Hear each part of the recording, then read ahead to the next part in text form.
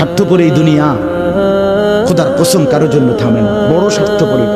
হ্যাঁ, যেদিন বাপের জানাজা পড়ে, যেদিন বাপের লাশ কবরে দাফন করে, সেদিনও বংশধর সন্তান ছেলে মেয়ে ঘন্টাখানিক 2-4 ঘন্টা কাইন্দা কাটটা হইলো, রাতের বেলা ঠিকই ভাত খায়।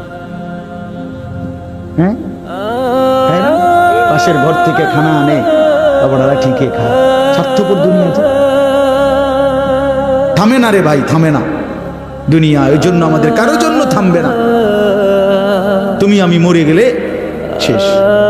আবারও বলছি এই কথা, আমি মরে গেলে এরপরে পৃথিবী যত আধুনিকে হোক না কেন, আমার কি কথা বুঝছেন নি?